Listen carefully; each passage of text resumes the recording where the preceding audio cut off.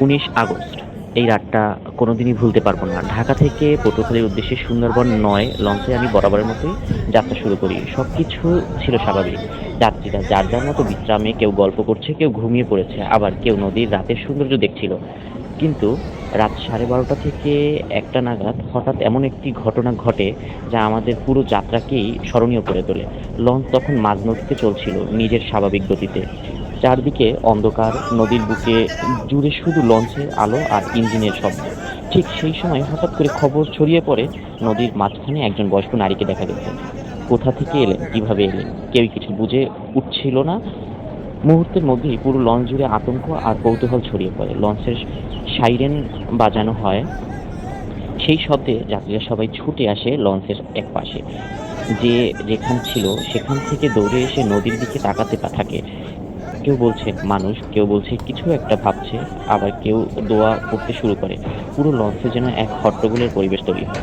কিন্তু ঠিক তখনই সুন্দরবন লঞ্চের স্টাফরা যে মানবিকতার এবং সাহসিকতার পরিচয় দিয়েছেন সেটা সত্যি প্রশংসার দাবিদার।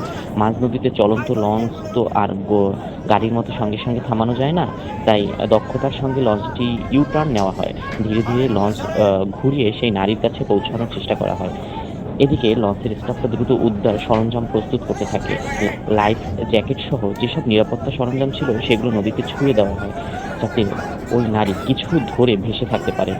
প্রত্যেক স্টাফকে তখন ছুটে বেড়াতে দেখা যায়। কেউ নির্দেশ দিচ্ছে, কেউ আলো ফেলছে, কেউ যাত্রীকে সামলাচ্ছে। এরপর ঘটে সবচেয়ে সাহসী মুহূর্তটি। লঞ্চের এক তরুণ কর্মী নিজের জীবনের ঝুঁকি নিয়ে নদীতে ঝাঁপ দেন। অন্ধকার নদীর মধ্যে সাঁতরে তিনি লাইফ সাপোর্ট নিয়ে ওই নারীর কাছে পৌঁছলেন।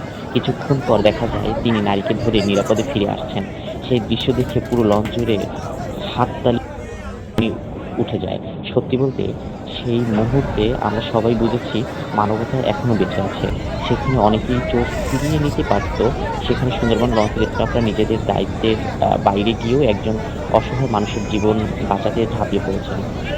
ভাবুন তো, মাঝরাতে মাঝ নদীতে একটি লঞ্চ থামানো, ইউ-টার্ন নেয়া, উদ্ধার সরঞ্জাম ছুড়ে দেওয়া, একজন মানুষকে পানিতে নামানো সবকিছু একটা ঝুঁকিপূর্ণ ছিল।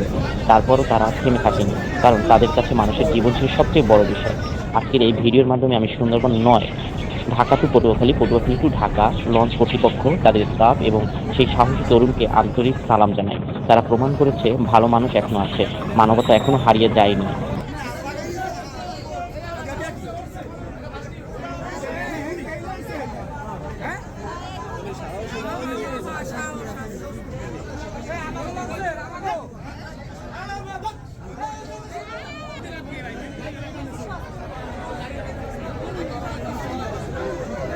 পটুয়াখালী টু ঢাকা, ঢাকা টু পটুয়াখালী, সুন্দরবন ৯ লঞ্চের প্রতি রইল শ্রদ্ধা, ভালোবাসা এবং কৃতজ্ঞতা।